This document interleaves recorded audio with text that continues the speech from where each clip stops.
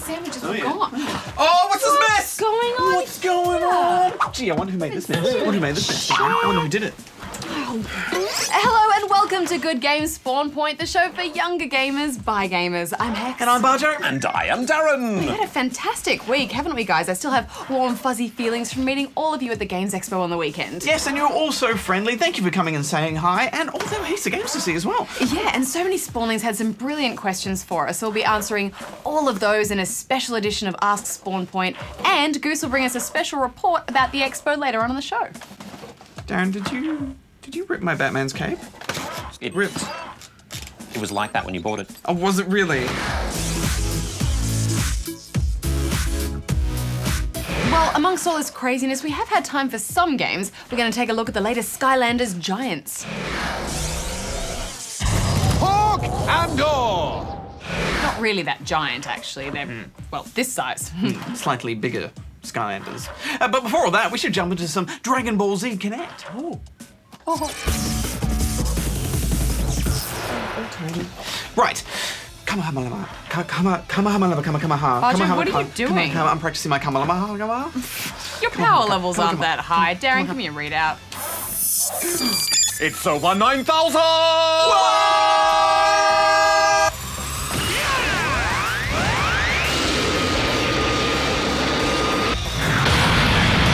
Last time we saw the crew from Dragon Ball Z, they were battling it out in Ultimate Tenkaichi, a side-scrolling brawler with a strong focus on quick-time events and button-driven gameplay. But now we have Dragon Ball Z for Connect, which takes that familiar fighting style from the TV series and puts it into the first-person perspective. But can it still recreate that feeling of ultimate power? Using the Kinect, you were taught to perform a large number of offensive and defensive moves that can be applied in one-on-one battles with characters from the series. Guys, I had quite a bit of fun with the previous Dragon Ball game. Those massive battles looked fantastic and the combat style was certainly different. So I was glad to see another game in the series trying to improve on the formula by adding such a unique way to play.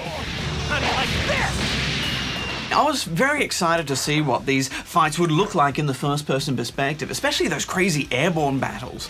But while the cel-shaded art style still suits the cartoon perfectly, not to mention those enormous flashy moves, which are still jaw-dropping, I soon discovered why almost all fighting games are played from the side. It didn't really work, did it? Well, for starters, the navigation is handled by rocking either forward or back, which both looks and feels pretty clumsy. Then, when it comes to the combat itself, the Kinect generally fails at detecting and translating your movements with the precision that's required. To be fair, it's not the Kinect itself that's the problem. It's the fault of the game's programming. Many of the same poses have been pulled off successfully in other Kinect titles, but here the game just feels laggy and unresponsive. Yeah, it does feel a bit like a rushed job, doesn't it? I had a lot of trouble with those two-staged attacks, and some moves require poses that look way too similar to each other, so this just resulted in punches when I wanted to block, dashes when I was trying to evade.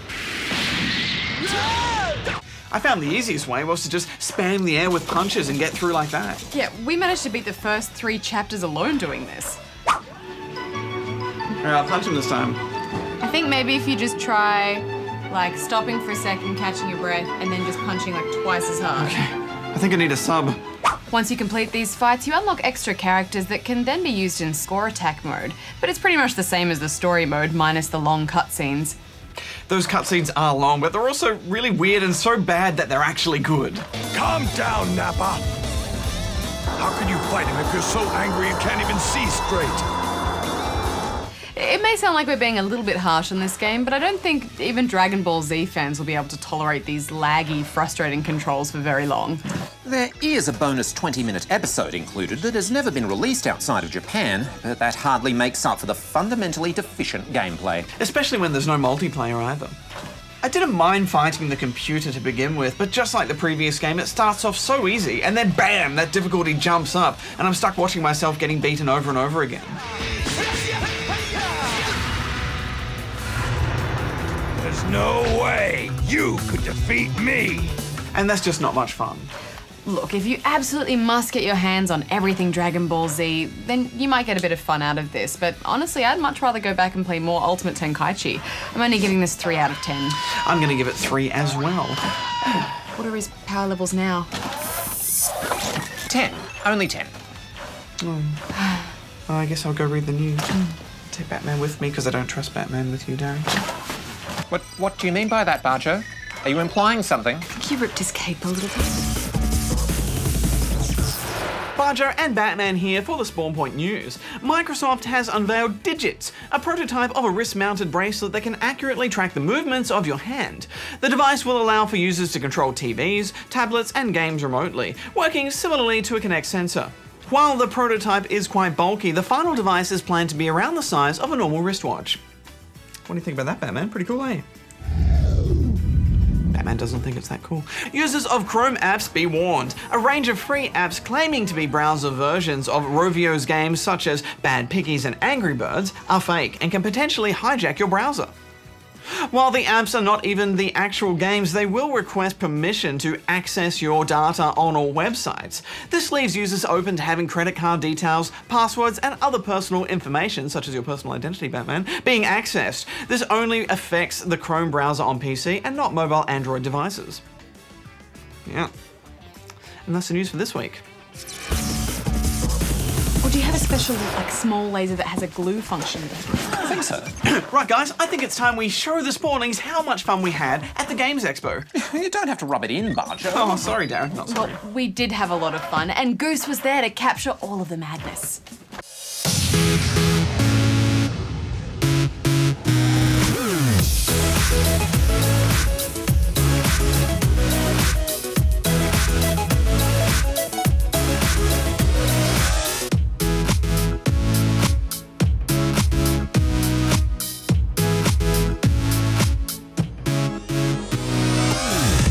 About the show so far today? I like how there's all these different games and how each one is different in a style. Pretty much just seeing all of the new games that are coming out soon and getting the chance to play them. You can pretty much play everything. It's just so open and it's such a good environment. Are you enjoying the expo so far? Yeah, it's awesome.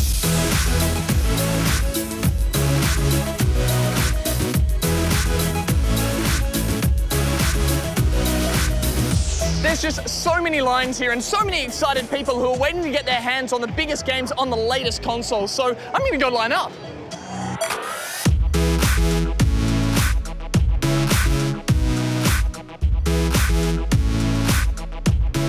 So I'm here with the actual voice of Mario, Charles Martinet. Pleasure to meet you. Hello, Goose. Hello to all of my friends at Spawn Point. You number one. Yahoo! Okay, now, do you think you can take me on at a game of Mario? Okie dokie, let's go! Let's go! Secret! Look all the coins! Oh, yeah, get the coins. Oh, no, I'm trapped! I'm trapped! Oh, no, whoa. Oh, no. Sorry, yes! Woohoo! Fantastic. Thank you very much. So what's been your favourite game that you've played? Skylander Giant. I played the Wii U and stuff, the new Wii U, which was really cool. Excellent. Sonic and Sega All-Stars Racing Transformed. The Battlestar All-Stars. And Nice. I played the Harry Potter on the Kinect. I like adventure games because there are lots of adventures like Skylanders. Very nice. Is today a bit of an adventure? Yeah.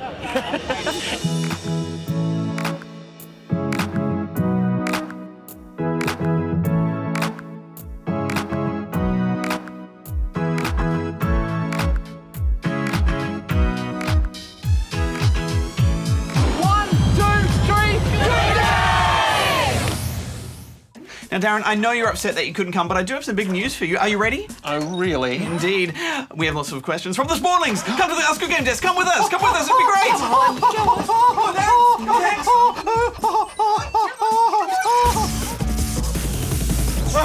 Now, Darren, you know how this is going to work, okay? The Spawnlings ask the questions, and you are going to answer the questions succinctly. Be succinct. Yes, but with our help, I think. We can't just let Darren run the show. No. And you have to be really nice too, Darren, even if the questions are tricky, so no lasering, okay? No lasering, Darren. Oh, affirmative. And do you remember what I said before about being succinct? Do you know what succinct means? Let the questions begin. Yeah, okay. Hi Darren, my name is Luke and I was wondering, is there going to be a Portal 3? And if so, what platform will it be on? Well, Luke, I certainly hope there will be, but unfortunately there hasn't been any announcement from the developers at Valve about if they're working on it. But considering how loved and successful the series is, I'd say chances are quite good that there will be a Portal 3 at some point. It may be a few years before it comes out, though.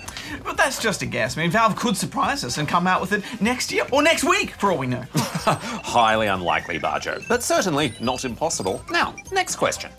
Hey Darren, my name's Angus, and here's my question for you. What games would you like to see appear on the Nintendo Wii U and why? Thanks, Darren. Well, Angus, besides the games that have already been announced, I'd personally like to see a new Zelda game, a new 3D Mario game, a new Star Fox game, and lots of singing games. As for why, well, because they'd likely all be amazing games, and it would be the first time we'd see them in high definition. So many pixels. Next question.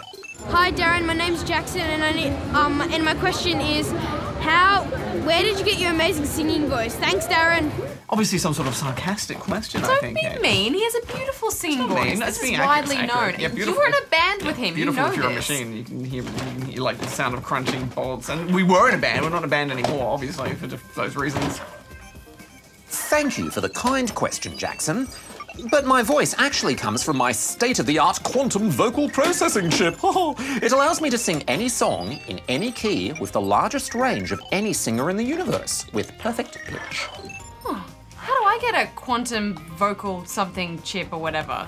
Oh, it's OEM only, I'm afraid. Oh, really? Oh, okay. Comes with the machine. Next question. Yeah, what's the next question? Next question. Hello, Darren. My name is Will. My question is, do you have any other relatives but Mumbot? Well, how much time have you got? Darren's got a massive extended family, and he'll go on about them for ages if we let him. Affirmative, Will. I have a very, very large family. There's my famous Pastor Chef Dadbot, my adopted son Derp, and then of course there's Grandbot and Popbot. My cousins, the Daleks. They're always fun to catch up with at Christmas. Oh, Auntie Android. But of course robots are immortal, so there's also Great Grandbot and Great Popbot and Great Grandbot. Okay, Darren, we get the picture. We don't need to hear them all. But, you know, I was thinking the other day, you know how you said that you got your pasta scoop hands from your famous Pasta Chef Dadbot? Well, doesn't Mumbot and Derp also have pasta scoop hands? What? Affirmative. So, does everyone in your particular model of robot all have pasta scoop hands? Affirmative. Everyone has a Dadbot X. So is everyone's Dadbot a pasta chef? Negative. That'd be ridiculous. Right, well, then why do you all have pasta scoop hands? Oh, what is the meaning of life? Why do we all have pasta scoop hands? Some questions just can't be answered, Barjo. But some can, so next question. Hi Darren, my name is Mickey, and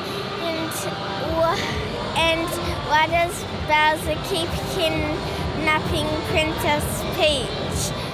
Well, that's a good question. I mean, I don't think Princess Peach is that great, really, and she's not that much of a conversationalist. She just says things like, "Oh no." Maybe he likes Mario chasing him, and that's part of the thing. They can't be one without the other. He really likes pink dresses.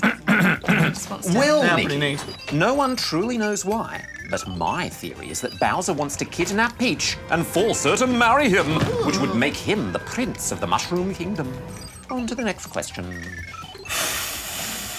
Hi, Darren. I got a question about Skylanders to ask you. What's your favourite Skylander? And you're cool. Yeah. Well, thank you, Chloe. You're very cool for saying so. As for who my favourite Skylander is, well, that's easy. It's Drobot. He's a dragon in a robotic suit that can shoot lasers out of his eyes. What more could you possibly want? Next question. Do you want to know my favourite Skylander? Because it's Hex. Why? Well, because we have the same name, and she's really cool. Hey, Darren. My name's Josh. I just need to see what was the worst thing that you ever done to Barjo and Hex. Oh, where to begin? Well, Joshua, I don't think I've ever done anything bad to Barjo and Hex. Excuse me, that's not exactly true. I mean, you have locked us in the Darren cave like a bunch of times. Yeah, and you shot me with a whole bunch of cupcakes. And you shoot your laser at us all the time when we visit your laser-proof danger room. And you blew up our remote control car. Abort, Hex, abort! Firing my laser! Faster!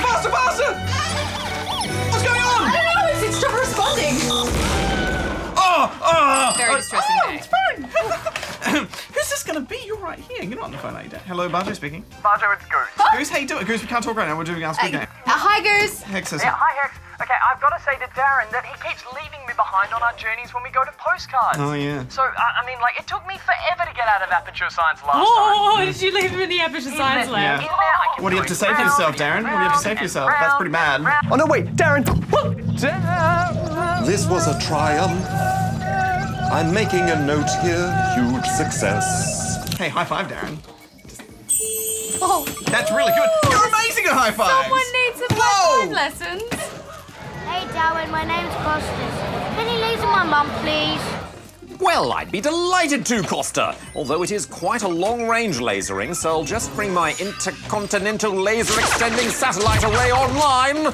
There we go. Charging my laser.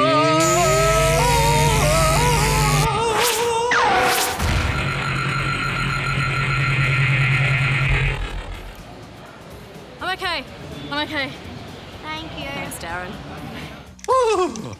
There you go. I set the laser to tickle. Oh, good job, Darren. You've got so many lasers. Oh. And that's it. I'm afraid we're out of time. But if you'd like to ask us something, then we'll be back to the good old inbox next week. Darren free. Now, back to the studio. But before we go, Darren, can I have a go at that tickle laser? That looked quite fun. Affirmative. Not for me, though. I'm really ticklish. Here we go. Tickles engaged. Oh, no. Tickle laser, tickle backlash. Stop it, Darren. Stop, Darren. I can't. It's stopped. I can't stop the tickling. Oh, the humanity. Oh, never-ending tickles. What have I done? What have I done?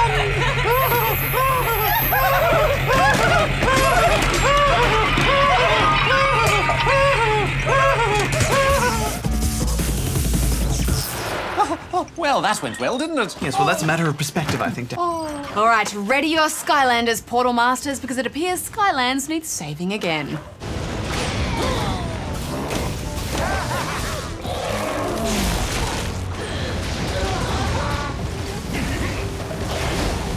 After banishing the snarky villain Chaos to the human realm, he's sent hurtling unexpectedly back through time and space. Prepare for my triumphant return!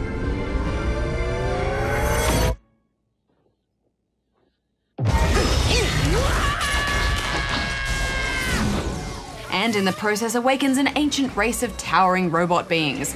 They are known as the Archeans and have been trapped in an ancient sleep. Until now. With the power of the Archean robots, Chaos could potentially destroy Skylands for good. However, the Archeans aren't the only ancient race that was awakened in the storm. Giants, the first Skylanders, are also brought back into the world to uphold their duty of protecting Skylands and keeping the peace. Cool story, but how is the game actually any different? They've added giant robots that shoot lasers, Hex. Need we say more? Well, yes, Darren, actually we do. Oh. Well, Darren, would you like to give us a recap of how the original Skylanders game worked? Affirmative. Skylanders comes with this portal attachment that plugs into your console. You purchase additional figurines separately, like these ones, and each contains a small computer chip that stores all your character information. So, as you level each Skylander up, you can take your toy to a friend's house and use it on their portal, and all your character progress stays within the toy. Yes, it's all very clever. The problem was when it came down to the actual gameplay, it was super easy. Also, movement was quite restrictive, and the game is designed in such a way that you need to have lots of different Skylanders to access all areas of the game, and they all cost money. And well, the big question is Skylanders Giants any different? And the big answer is, no, not really. Gameplay is all pretty much identical to the last game, besides a few minor additions and the fact that this time you have new toys to buy. Be afraid of the dark. Giant Skylanders. There are 8 different elements of Skylanders: Earth, Air, Fire, Water, Tech, Undead, Magic, and Life. And these apply to the Giants as well. Each Skylander has its own set of abilities that you can upgrade with in-game gold. Feel the darkness. Amongst all the loot collecting, there's also a whole host of hats to find that give your Skylander an added stat boost. Since all of your character progress is stored in the figurine, anything you collected in the first game will still be there in the second, and that includes all of your level progress, hats, and abilities. Now, if you know me, guys, you know I love a good hat, but they do look a bit silly. bolts and lightning. And it's a pretty poor excuse for an upgrade. In the last game, we really wanted to see some more detailed stat bonuses, and it seems like they haven't done anything to improve on that here. It's full of lots of fairly useless bits and bobs, like cosmetic upgrades to your ship that are purely for show. Another thing that you'll encounter fairly frequently throughout the game is that certain elements of Skylander are stronger in certain zones. Skylanders of the tech element are stronger in this zone. I mean, this is yet another way to promote the idea of going out and getting more Skylanders rather than relying on just one or two. Likewise, certain areas can only be accessed by certain elements of Skylander. Hawk and Door!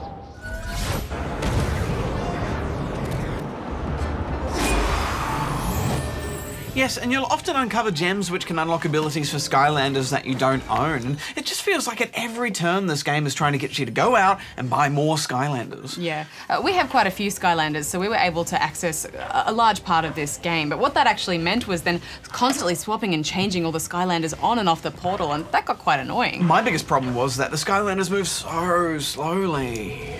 There's this dated feel to the game as you plod around at a snail's pace, smashing crates. There's nothing fluid or intuitive about it at all. Plus, in co-op multiplayer, you're tied together with this invisible cord, and that really got on my nerves. Yeah, the movement itself is still really restrictive. There's invisible walls everywhere, you can't jump or fall off anything. I find it really frustrating. That said, there's still lots to smash and seek if you're a keen collector. The story is also pretty cool, some great production on the cutscenes, and some really funny dialogue from our old friends Flynn and Callie, who I was glad to see make a return. So, what do you think of my ship, huh? She's a beaut, ain't she? I don't know, Flynn. Guy who sold it to me gave me a great deal, too. Seemed kind of desperate to get rid of it, actually. The voice acting is top-notch. I got very excited at the addition of levels that involved controlling the giant robot and firing its laser. These shooting sections were good for a bit of maniacal robot glee, for a while. Until I began to notice these level sections were all repeated, one after the other. Level design was virtually identical. Lazy. I think the biggest notable addition here is the Skystone minigames. Throughout the game, you'll encounter instances where you can bargain your way out of a situation through a game called Skystones, or you can just play for fun. This is kind of like a trading card game similar to Pokemon, where your Soul Stones have specific characters on them that you'll battle against an NPC's deck. My favourite part of the first Skylanders were the battle modes, and thankfully these all make a return with some new maps and a new mode called Knockout.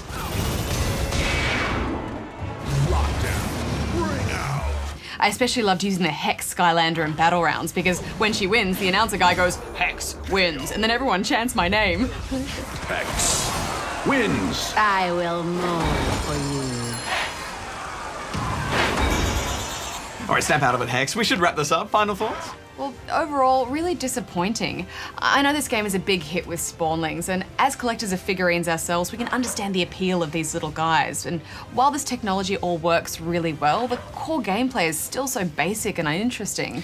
Yeah, it's virtually the same game, and it's still so simple. If they'd made it more challenging, they made the game part better, I would have been okay with it. But all they've made better is the need to go out and spend money and buy more toys, and I don't think that's fair, so... And bigger toys, I guess. Bigger toys, too. I'm going to give it 6 out of 10 rubber chickens. It's 5.5 from me.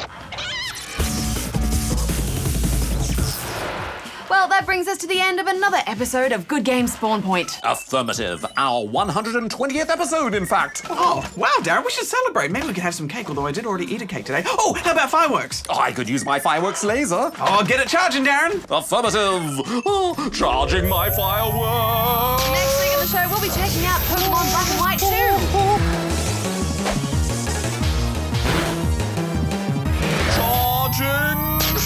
We'll have a look at Fable the Journey. Until then, butter out. Hex out. Firing my fire.